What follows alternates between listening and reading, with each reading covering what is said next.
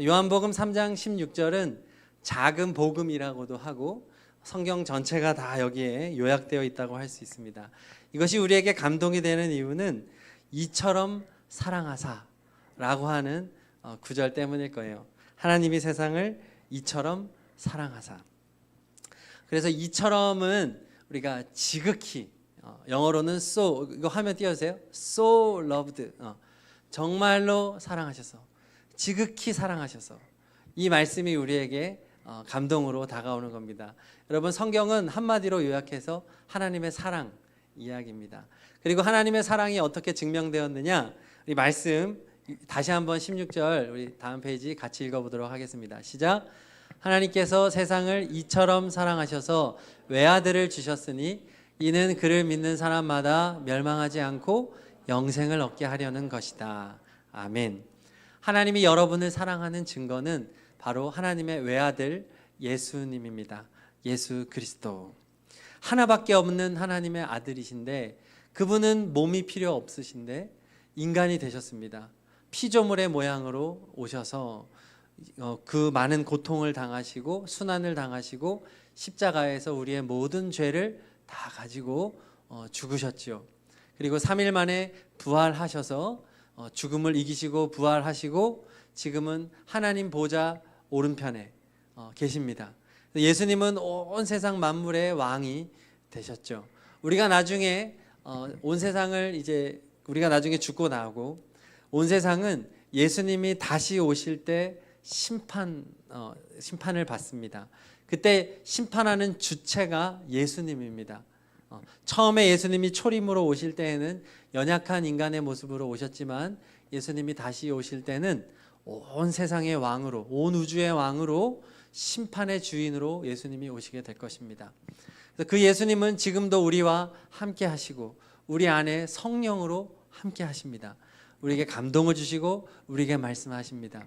그래서 여러분, 우리가 하나님이 나를 사랑하시는 증거는 다른 기도의 응답으로 확인하는 것이 아니라 이 성경이 말하고 있는 예수 그리스도를 통해서 우리는 하나님의 사랑을 확인해야 하겠습니다. 할렐루야.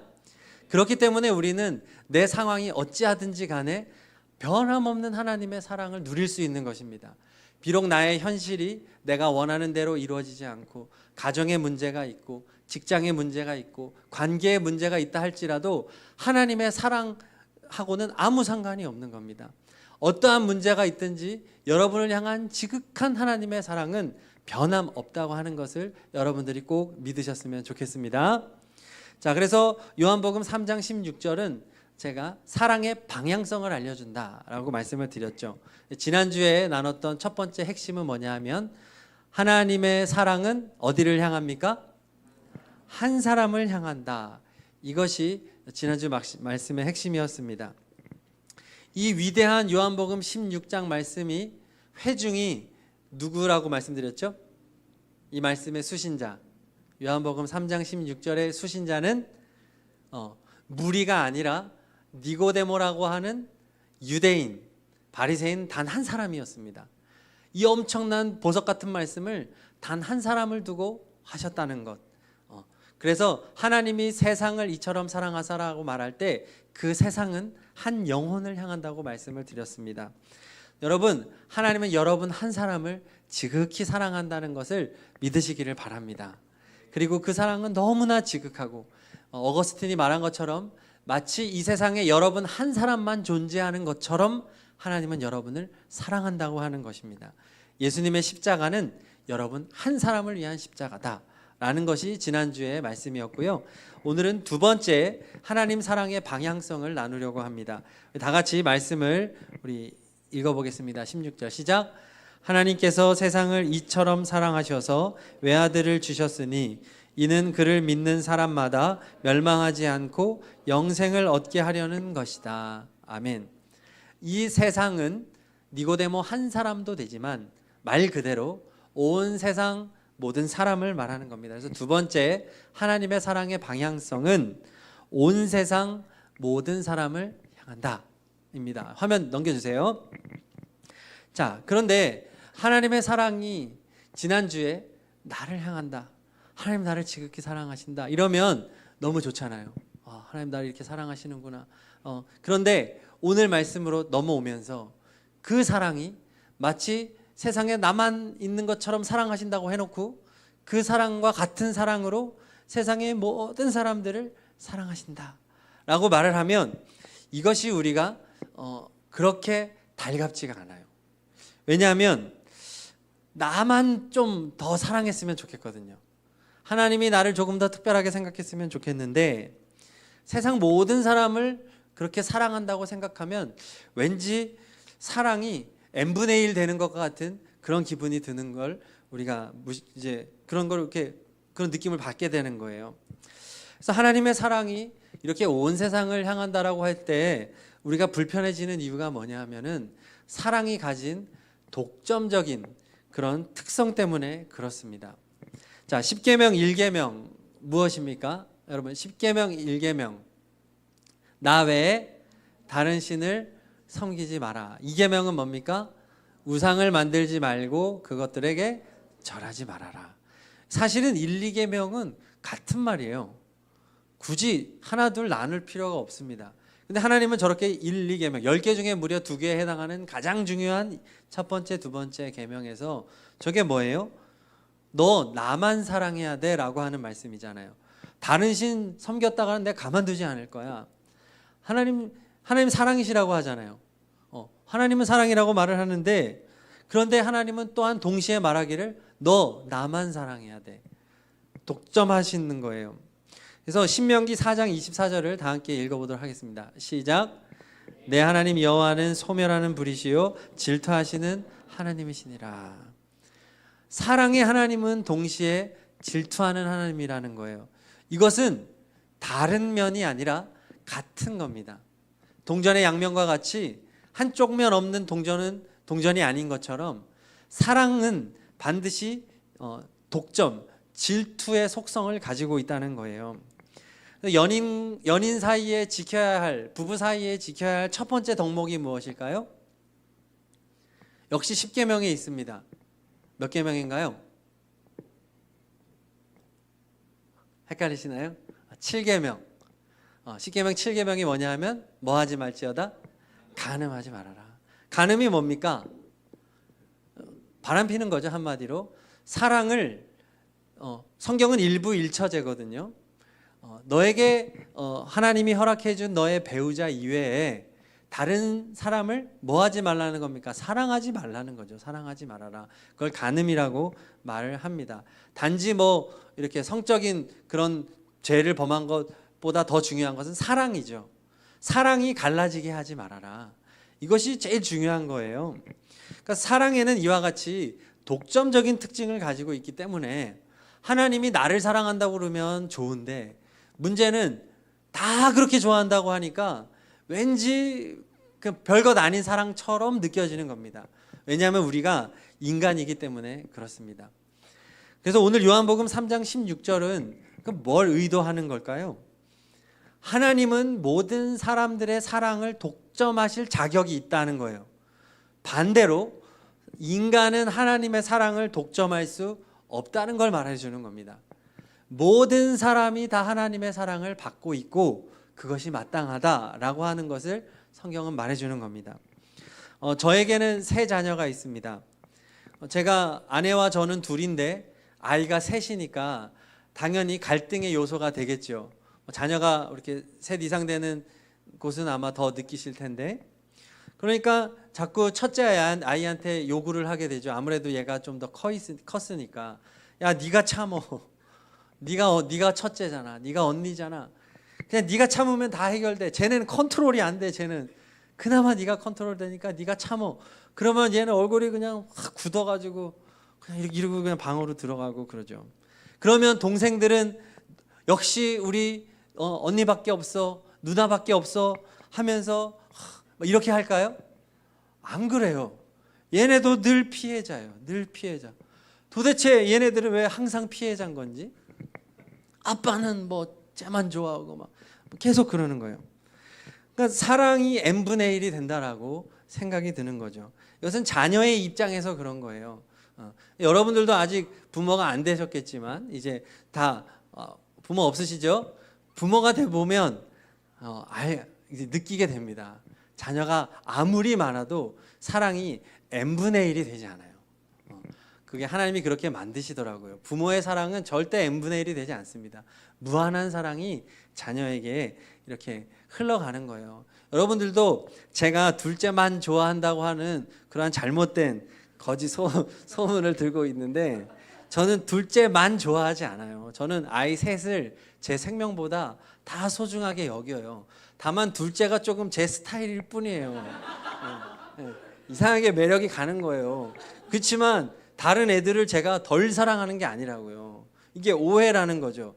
부모의 마음은 자녀가 알 수 없는 거예요.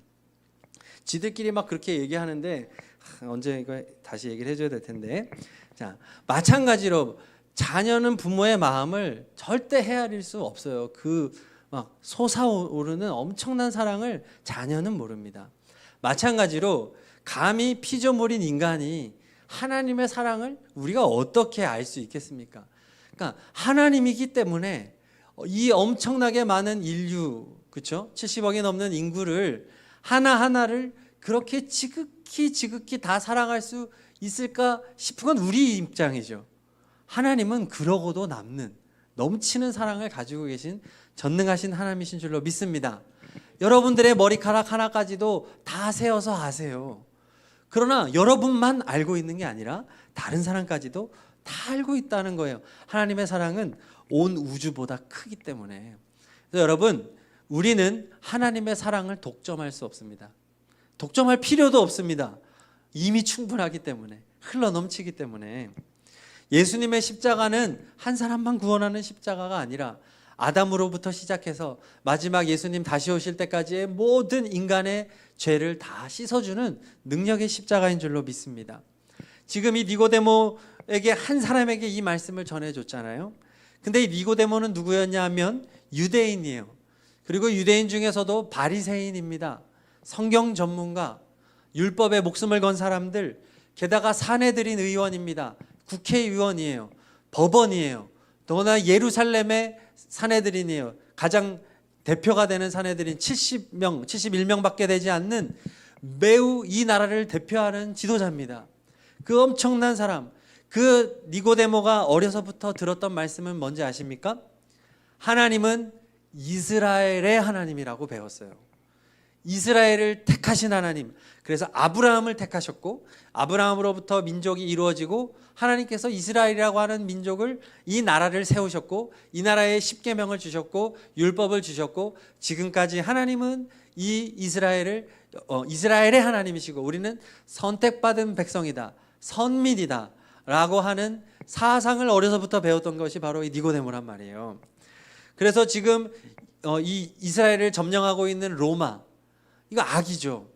이 로마로부터 해방시켜 줄 사람, 로마의 억압으로부터 우리를 구원해 줄 사람, 그 사람이 바로 구약에 약속된 메시아 그리스도다라고 이 사람들은 기대했던 거예요. 다윗과 같은 그러한 강력한 군사적인 힘을 가지고 있고 또 정치도 잘하고 이스라엘을 독립시켜줄 그 메시아가 언젠가 오게 될 것이다. 이 기대감을 가지고 살았던 사람이 바로 니고데모였고 모든 유대인들의 생각이었던 거예요. 그런데 예수님은 지금 오늘 요한복음 3장 16절을 통해서 이 니고데모의 사상과 생각을 철저하게 다 깨뜨리시는 거예요. 다 뒤집어 놓고 있는 거예요. 아니야, 구약 성경이 말하는 것은 너희가 기대했던 그 메시아가 아니야. 하나님은 온 세상 모든 사람을 사랑하셔. 온 세상 모든 사람을 구원하기를 원하셔. 너희 유대인뿐만 아니라 너희가 그토록 미워하는 이방에 있는 블레셋, 암몬, 모압, 이런 너희들이 너무 증오하는 그 백성까지도 다 구원의 대상이야. 저 머나먼 땅끝까지도 다 구원의 대상이야. 나는 그것을 위해서 왔어. 메시아는 그 구원을 이루는 사람이야 라고 예수님은 오늘 말해주는 것입니다. 오늘 말씀이 우리에게 요구하는 것이 바로 그것이에요. 너 사랑하면 좋다고 하지. 너의 하나님이면 좋고 너의 인생을 책임져주는 예수님이면 좋지. 그렇지만 너에서 끝나면 안 돼. 신앙은 너에서 멈춰지면 안 돼. 온 세상을 향해야 돼 말해주는 것입니다. 성경에 보면은 탕자 이야기가 나옵니다. 누가복음 15장인데요. 이 이야기는 실제 이야기가 아니라 예수님이 만들어낸 이야기예요. 그 부유한 집에 아들이 둘이 있습니다. 그런데 둘째 아들이 아버지 살아있는데도 불구하고 유산을 달라고 하는 거죠. 이 유산을 가지고 가서 흥청망청 다 써버렸습니다. 아주 배은망덕한 자식이죠. 이 아버지 너무 좋은 분이었는데 다 탕진하고 나니까 돈이 없어요. 그래서 일을 해야 되는데 이 친구가 뭐 일을 해봤겠습니까? 뭐 기능이 있겠습니까?